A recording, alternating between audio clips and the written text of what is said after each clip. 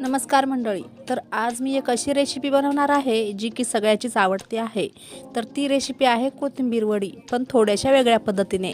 अशा पद्धतीने जर तुम्ही कोथिंबीर वडी केली ना, तर अजिबात कोथिंबीर वडी बनवायला फसणार नाहीत आणि खूप चविष्ट खुसखुशीत कोथिंबीर वडी होते. तर एक खास सिक्रेट पदार्थ टाकून मी ही कोथिंबीर वडी बनवणार आहे. तर पूर्ण व्हिडिओ बघा, स्किप न करता बघा आणि व्हिडिओ आवडला असल्यास व्हिडिओला लाईक, शेअर, कमेंट करायला विसरू नका. तर इथे मी रेसिपी बनवायला घेणार आहे. तर इथे काय करायचं, सर्वात आधी ना कोथिंबीर घ्यायची आहे. मी एक जुडी कोथिंबीर घेतलेली आहे आणि स्वच्छ धुवून घेतली आहे आणि कापून घेतली. आता काय झालं, मी हे सर्व घेतलं ना साहित्य, त्यावेळेस नेमका फोन गरम झाला आणि बंद झाला. तर मग मिस्टरांचा फोन घेऊन मी बाकीचं शूट केलं. तर कोणाकोणासोबत असं होतं मला नक्कीच सांगा. तर इथे मी कोथिंबीर बारीक चिरून घेतली आहे. त्यामध्ये मी 1.5 कप बेसन घेतला आहे, अर्धा कप मिरची पावडर, 1 चम्मच जिरे, 1 चम्मच तीळ, चवीनुसार मीठ आणि ही मिरची लसणाची पेस्ट. आणि मी खास सिक्रेट पदार्थ बोलले ना, तर तो पदार्थ आहे 1 चम्मच रवा. तुम्ही 1-2 चम्मच रवा घेऊ शकता. रव्याने याला छान खुसखुशीतपणा येतो या कोथिंबीर वडीला. तर एकदा या पद्धतीने नक्की ट्राय करून बघा. आता इथे मी मिरची पेस्ट टाकली आणि मी तेल पण आधीच थोडंसं टाकलं होतं, थोडं म्हणजे एक चम्मच टाकलं असणार. आता याला ना पाणी टाकायचं नाही, पहिले सर्व हे मिक्स करून घ्यायचं हाताने. एकजीव करून घ्यायचं आहे आणि नंतर पाण्याची गरज लागली तर पाणी घ्यायचं. कारण कोथिंबीर आताच धुवून घेतली आणि मी कापून घेतली, त्यामुळे त्याला ऑलरेडी पाणी आहे थोडंसं. तर नंतर मला थोडं पाणी लागणार आहे, तर मी असं प्रकारे थोडं हातावर घेऊन पाणी घ्यायचं आहे. तुम्ही याच्यापेक्षा थोडं मोठं भांडं घ्या. तर मी असं छोटंसं ताट घेतलं म्हणून थोडंसं सांडत आहे. तर मोठं भांडं घ्या पहिलेच, म्हणजे सांडणार नाही. आता मी थोडं पाणी टाकून, जसं चपात्याला पीठ मळतो ना आपण, त्या प्रकारे याचं पीठ मळून घ्यायचं आहे. आता कोथिंबीर वडीचे खूप सारे प्रकार आहेत. माझ्या चॅनलवर ऑलरेडी 2-3 प्रकारच्या कोथिंबीर वड्या मी रेसिपी शेअर केलेल्या आहेत. तर तुम्हाला बघायच्या असतील तर तुम्ही बघू शकता, किंवा मी त्याची लिंक डिस्क्रिप्शन बॉक्समध्ये देते, तर तिथं जाऊन तुम्ही बघू शकता. आता इथे ना मला थोडंसं पिठाची गरज पडली, बेसन पिठाची, तर त्यानुसार मी थोडं बेसन पीठ घेतलेलं आहे. थोडं म्हणजे अर्धा कप घेतलं असणार. आता इथे परत जसं पीठ मळतो ना आपण चपात्यासाठी, तसंच पीठ मळून घ्यायचं आहे कोथिंबीर वडीचं. तर याने ना आता मी दाखवते पुढे कशा बनवायच्या आहेत. तर इथे व्हिडिओ पूर्ण बघा, स्किप न करता बघा. आता इथे ना छान मळून घ्यायचं आहे. चवीनुसार मीठ पण मी टाकून घेतलं होतं. तर इथं मळून घेते. थोडं तर पाण्याची गरज लागली तर पाणी घ्यायचं, नाही तर थोड्या पाण्यात पण हे होतं. तर आपल्याला पिठासारखा गोळा मळून घ्यायचा. त्यामुळे आता इथे मी ताटाला थोडं तेल घेतलं, कारण हे हाताला चिपकत आहे म्हणून थोडं तेल घ्यायचं आणि परत याला थोडं मऊ करून घ्यायचं आहे. तर बघा, व्हिडिओ दाखवल्याप्रमाणे मी थोडं मऊ करून घेत आहे याला.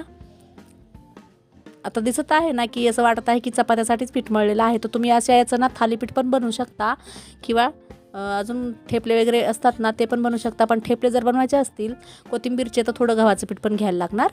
असं बनवायचं तर तुम्ही याचं थालीपीठ बनवू शकता, चिला बनवू शकता. आता इथे हाताला थोडं तेल घ्यायचं, कारण हे हाताला चिपकणार आहे याच्यात बेसन असल्यामुळे. तर थोडं तेल घ्यायचं आणि याच्यात तुम्हाला जेवढं पण जाड बनवायचं असेल त्यानुसार तुम्ही याचे गोल गोळे करून घ्या किंवा उंडे करून घ्या. तर मी याच्यात 4 उंडे केलेले आहेत. आणि आता इथे याच्यात पण मी तीळ टाकले होते 1 चम्मच, पण आता परत वरतून तीळ लावायचे आहेत. तर मी ताटात इथं थोडे तीळ घेणार आहे. आता याला असं हाताने करून घ्यायचं आहे. मी ताटात थोडे तीळ घेतले, थोडे म्हणजे 1 चम्मच तीळ घेतले आहेत. याला पसरून घ्यायचं थोडं या तिळांना.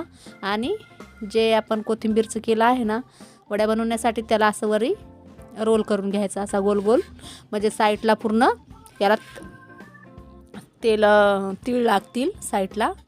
आता मी असं करून घेते. आता हे ना थोडं जाड पण ठेवू शकता, किंवा मी जसं बनवलं आहे ना त्याप्रमाणे पण बनवू शकता. थोडं मोठं जाड केलं ना, मग याच्यात थोड्या मोठ्या वड्या दिसतील.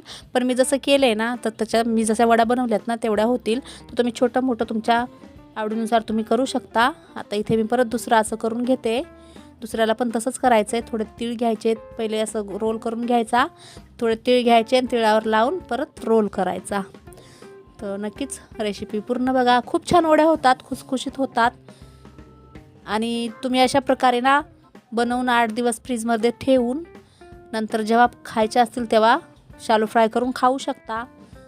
म्हणजे असं बनवायचं आणि त्याला वाफवून घ्यायचं आणि नंतर फ्रीजमध्ये स्टोअर करून तुम्ही 15 ते 20 दिवस आरामशीर ठेवून जेव्हाही खायची इच्छा झाली असेल तेव्हा तुम्ही याला वाफवून ठेवायच्यात, नंतर फ्राय करून खायच्या आहेत.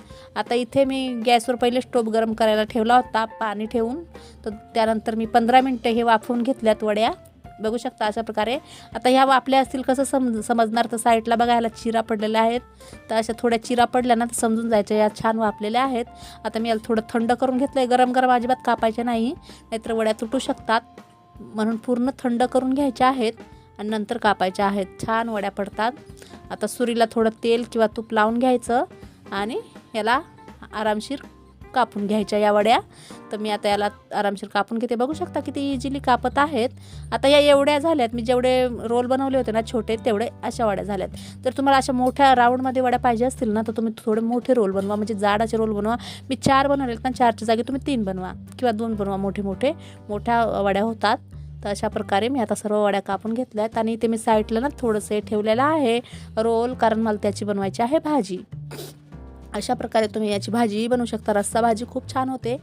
तर इथे मी एवढ्या वड्या फ्राय करून घेणार आहे आणि एवढ्याची मी भाजी करणार आहे, पण भाजी मी व्हिडिओमध्ये दाखवली नाही आहे. तर इथे मी आता गॅसवर पॅन ठेवला आहे. तुम्हाला जर तळून घ्यायच्या असतील तर तुम्ही कढई ठेवा आणि थोडंसं जास्त तेल टाकून तळून घ्या वड्या. आता मी याला शालो फ्राय करूनच घेणार आहे. शालो फ्राय नाही, डीप फ्राय करून घेणार आहे, शालो फ्राय नाही करणार आहे. तर इथे मी थोडंसं तेल टाकलं, 1 पळी तेल टाकलं असेल आणि याच्यात या वड्या टाकून घ्यायच्या आहेत. तर वड्या टाकल्यानंतर छान अलटी पलटी करून तुम्हाला जशा ब्राऊन किंवा क्रिस्पी पाहिजे असतील ना, तुम्हाला ज्यानुसार आवडत असतील, जास्त तळलेल्या आवडत असतील तर जास्त वेळ थोड्याशा तळा किंवा शालो फ्राय पण करून घेऊ शकता. आता मी याला अलटी पलटी करून छान अशा तळून घेणार आहे. तर कोथिंबीर वड्या अशा प्रकारे नक्की एकदा ट्राय करून बघा. खूप छान होतात आणि वेळ पण जास्त लागत नाही, कमी वेळात पण होतात. जर तुमच्याकडे वेळ नसेल बनवायला तर तुम्ही असे एक वेळ असेल तेव्हा एकदा बनवून ठेवा, म्हणजे वड्या बनवून ठेवायच्या, वाफून ठेवायच्या आणि असंच फ्रीजरमध्ये थंड करून कट करून किंवा असेच रोल ठेवून द्यायचे. आणि जेव्हाही खायची इच्छा झाली असेल तेव्हा तुम्ही असे बनवून फ्राय करून खाऊ शकता.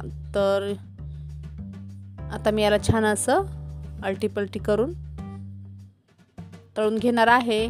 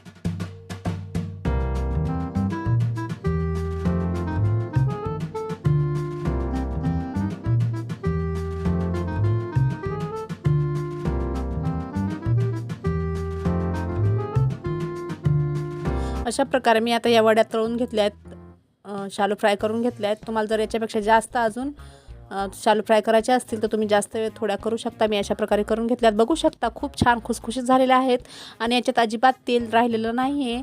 बघू शकता एकदम कोरड्या झालेल्या आहेत. तर तेल पण जास्त लागणार नाही आणि खायलाही छान टेस्टी खुसखुशीत झालेल्या आहेत. तर तुम्हाला मी तोडून दाखवते आतमध्ये कशा दिसतात किंवा कशा झाल्या आहेत. तर बघू शकता वरून छान अशा क्रिस्पीने, आतून सॉफ्ट झाले आहेत, मस्त झाले आहेत, खुसखुशीत झाल्या आहेत. तर ही कोथिंबीर वडी रेसिपी रेडी झालेली आहे. तुम्हाला आवडली असल्यास व्हिडिओला एक लाईक, शेअर, कमेंट जरूर करा. माझ्या चॅनलला एक सबस्क्राईब नक्कीच करा. चला तर भेटूया परत एका नवीन व्हिडिओमध्ये नवीन रेसिपी घेऊन. बाय. जय महाराष्ट्र.